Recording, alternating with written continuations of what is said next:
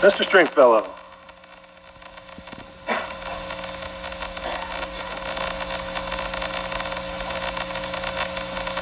Evening, Tom Stringfellow, 183 Hillstown Road. Good evening.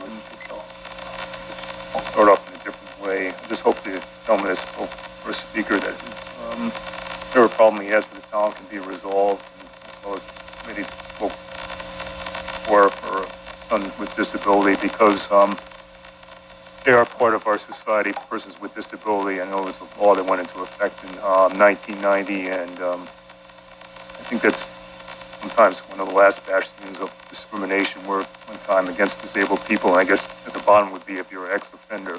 I used to be a corrections officer, and they could be on the waiting list for a long time for getting a job or a certain type of housing or getting into college, depending if they're felon or non-felons. I just wanted to point that out, that we do live in I guess, somewhat of a classist society, it's capitalism, but it still can discriminate.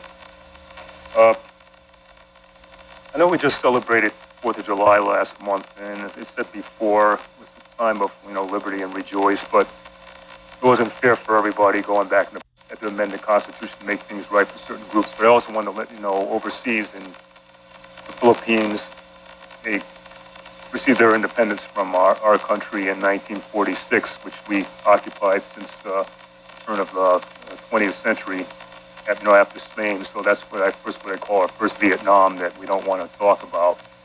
And shouldn't forget good things we've done, but also done around the world and try to rectify to make things better. I know in slavery, we've always talked about it was a terrible time in our country, but the reverse side of that is if you're a free black, you could be put back into slavery. In this book that came out 2 years ago called Stolen, 1827, 5 young black boys, I guess from teenagers from 12 to 15, were put in bondage in what they call the reverse underground railroad, where they were put in bondage, deliberately beaten and mistreated. And I don't know if you saw a movie over a decade ago called 12 Years a Slave by Solomon Northup. That was a true story about a black man that was put in bondage for 12 years. So this was the other part of our glorious nation that we don't want to talk about. If you're free black, you're always in between. As for Mr. McEnroe, someone that spoke on the phone, yeah, racism can kill. And it can hurt, because I've been called the N-word.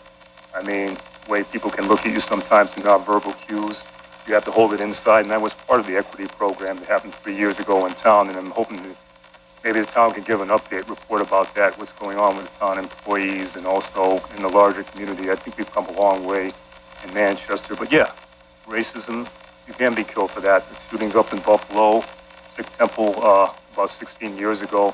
Anybody else's color, if you don't happen to fit in, or any type of violence, and it's not an everyday occurrence. And that, whether it be black on black violence, I don't condone that too with gangs, but as a person of color, we have to live through it every day of my life, whether I went to work or school. So until you walk in somebody's shoes, he doesn't know what it's like to be a black man.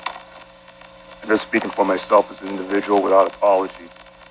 I know we got the Cuban Missile Crisis coming up in October of this year, 60 years, but I wanted to point out an upcoming Nation magazine that came out last week or this week, talked about Journey to Guantanamo, which we call our black sites. I know we condemn China and other countries in repressing people, including Cuba too, which I don't condone what they're doing to the people. But I think in Guantanamo with these black sites, I think it's an abomination. We should speak out against it, no matter what political background about that, because some have to stay in prison, but no one should have to be treated that way or tortured, which you don't call it that, but real ugly picture of it is, CIA and our government has done some wrong in the past too. So sometimes we have that fight against terror, but we've been terrorists ourselves with overthrowing governments and coups, and even have our own terrorists here, the Ku Klux Klan at one time, or the American Nazi Party, or they've changed their name now. But like I said, I will speak out against these fascists and racists. And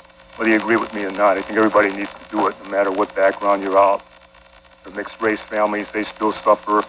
And if you're an immigrant too, that happens around the world. So people don't want to talk about it, but that's one of our sins here, and we need to address it as a whole. So I'm hoping to hear from our police department a report to give up on hate crime statistics at some point and call that 1-800 number. I guess the FBI. It was a commercial that came out since December of last year.